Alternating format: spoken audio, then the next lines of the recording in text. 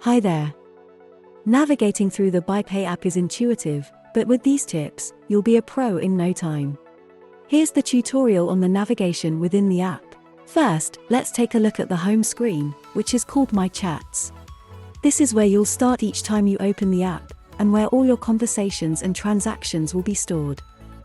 The navigation bar at the bottom of the screen is where you'll find the main sections of the app, such as the My Contacts page, the invoicing page, and the settings page.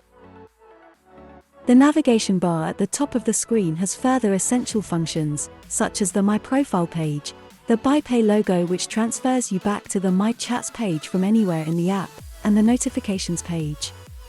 To access My Profile page, simply tap the icon with your name and profile picture at the top left corner. This is where you can view your personal information, update your contact information, and manage your account.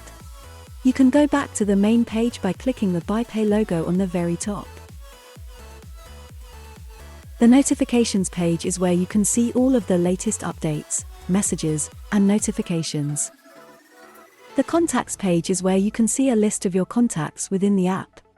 You can add new contacts, as well as view and edit the existing ones.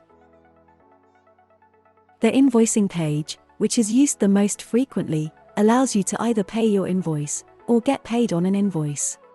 Simply tap the plus sign, choose whether you want to pay or get paid on an invoice, add and invite your contacts.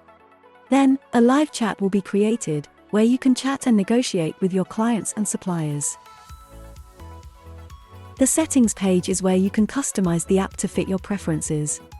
You can change the language, find additional information, tutorials, support, and more. And that's it. With these tips, you'll be able to navigate through the Byppay app like a pro. Thanks for watching.